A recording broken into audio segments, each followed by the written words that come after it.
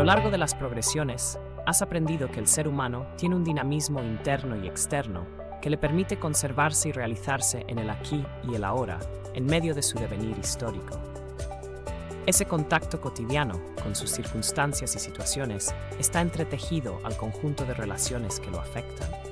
Es decir, no lo dejan indiferente, sino que lo movilizan para hacer valoraciones, otorgar sentido y dar significación a todo lo que vive desde su subjetividad. Es decir, el trato cotidiano con los hilos contextuales de su entorno no solo es de observación pasiva ni simple contemplación, sino que, de manera mutua, esta implicación intencional provoca en él una afectación sensible e interna que se manifiesta en estados como el placer, el dolor, el gozo o la tristeza.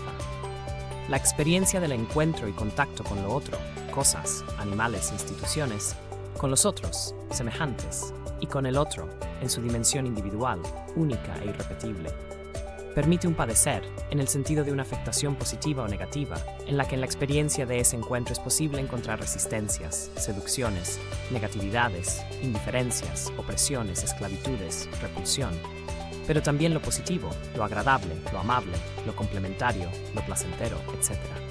Desde la antropología filosófica, la búsqueda del placer en la relación y el contacto con el otro es un puente de unión, un imán de atracción y la mediación por la cual se da y se busca el encuentro. Esa búsqueda del placer reviste dos dimensiones, lo sensible y el gozo interno. El placer sensible es una sensación física agradable que tiene su base en los órganos sensoriales del cuerpo, ojos, oídos, vista, nariz, boca y piel.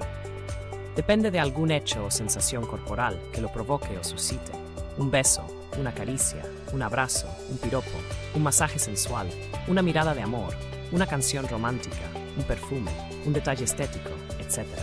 Este tipo de placer se expande a las caricias o al lisonjear, ya que la interacción con el otro crea sensaciones físicas de bienestar, relajamiento, distensión y abandono propio para entregarse al otro.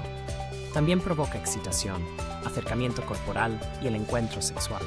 Pero cabe la posibilidad de que este encuentro con el otro devenga en lo contrario al placer, es decir, que provoque sensaciones dolorosas y negativas, es decir, reacciones físicas a estímulos nocivos o violentos en los órganos sensibles a causa de golpes, maltratos, zarandeos, bofetadas, entre otros. Sus consecuencias negativas se traducen en incomodidad, falta de confort, sensación desagradable, molestia, alteración física y rigidez muscular, todo lo contrario al placer sensible. La actitud principal en la experiencia humana del dolor es apartarlo, rechazarlo y evitarlo porque causa desagrado. En su modo más grave, se puede presentar por medio de una violación y, en otros casos menos violentos, ante algún tipo de caricia brusca, besos forzados, entre otros hechos. Otro tipo de placer interior es el gozo o deleite, que se funda en el hecho de que el ser humano no solo es exterioridad corporal, sino también una intimidad personal, un yo profundo que se expresa y siente internamente mediante el cuerpo. Ese gozo o deleite muestra diversas manifestaciones, como la sensación de plenitud, paz profunda, confort interior, alegría plena, satisfacción expansiva, magnanimidad, entre otras. Asimismo, se matiza al hacerse presente el anhelo de mostrarse y compenetrarse con el otro. El yo interno siente en y mediante el cuerpo, es afectado por sensaciones físicas o placer, y estremecido en sus fibras más íntimas y profundas. Por ejemplo, el gozo puede surgir de un gesto tierno y respetuoso, de un abrazo, un beso íntimo, una palabra de aliento, un acto solidario, entre otros hechos. En ese encuentro con el otro, es posible descifrar y comprender sentimientos profundos de lo que siente o expresa. Además, este placer interior es una ofrenda para quien se considera digno de ella.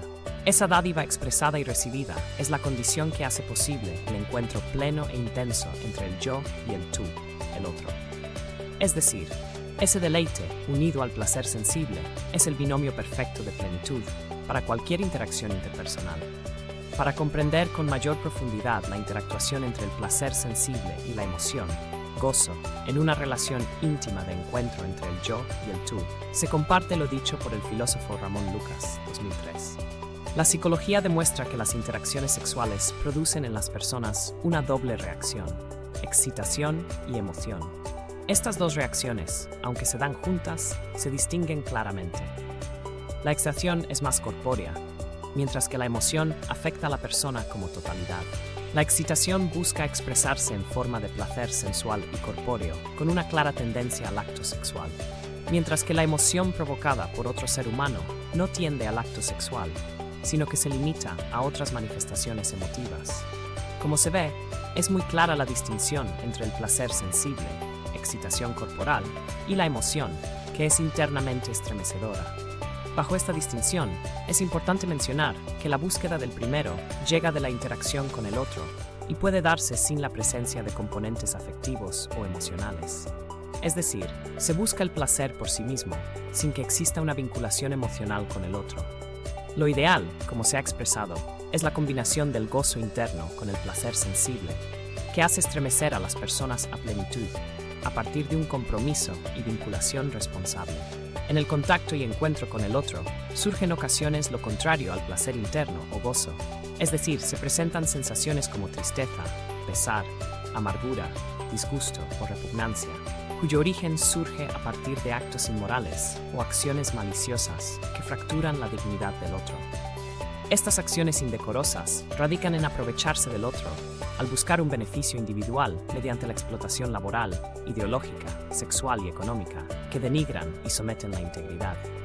Por ejemplo, con engaños y mentiras, forzar un noviazgo para explotar sexualmente al otro, buscarlo solo para obtener placer sensible, sin custodiar su dignidad ni darle valor a su ser total, es decir, tomarlo solo como un objeto sexual, sin pretender establecer un compromiso o responsabilidad moral con respecto a él. Para ahondar en el concepto del placer interno y comprender sus alcances, se profundizará en la experiencia estética del gozo y de la repulsión que siente el ser humano al encontrarse frente a lo bello y lo grotesco, ya sea en la naturaleza o el arte. A partir de la filosofía del arte o estética, si un objeto natural o artificial produce goce o deleite, es porque tiene cualidades propias o características que seducen y posibilitan la complacencia, es decir, provocan paz, plenitud, satisfacción y bienestar. Esta experiencia de fruición de lo bello es inmediata, imprevista o fortuita, es decir, sin la mediación de un razonamiento. La belleza se contempla, se saborea, se huele, pero no se razona. Agrada porque se adhiere al sentir. En otras palabras, si algo es hermoso, al ser contemplado debe causar agrado y gozo. En contraste, existen objetos tanto naturales como ficticios, feos o grotescos, que, a causa de su falta de belleza, causan desagrado, repulsión y rechazo. Dentro del arte, existen obras en las cuales lo deforme, lo asqueroso y lo indecente provocan lo que el autor quiere, es decir, repulsión. Sin embargo, la belleza y lo grotesco son cuestiones subjetivas, por lo tanto, no se revelan igualmente para todos. De ahí que Arthur Rimbaud escribió: donde ellos ven charcos, yo veo palacios de cristal. Iluminaciones. En determinadas ocasiones, las sensaciones de placer o de dolor sirven de criterio para valorar si una situación es buena o mala, conveniente o inconveniente, correcta o incorrecta. Por lo tanto, al deliberar, se debe sopesar si las opciones, las actividades y el ambiente contribuirán a la alegría, el gozo, la satisfacción o la felicidad, o si, por el contrario, resultarán desagradables, repugnantes o poco satisfactorios. Por tanto, la razón y el placer juegan un papel fundamental al momento de elegir lo más conveniente.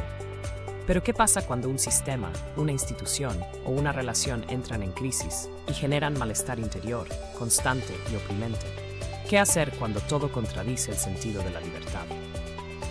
¿Acaso la libertad no significa estar libre de sentimientos negativos? En muchas ocasiones es necesario un acto liberador para razonar sobre las situaciones que provocan fastidio, así como asumir y aclarar el estado interior negativo en el que se halla. Aunado a ello, se deben buscar herramientas de diálogo para eliminar las causas. Sin embargo, si estas condiciones de opresión y malestar no cambian, existe la obligación con uno mismo de buscar en el exterior ese lugar que permita reconstruirse y encaminarse hacia la plenitud.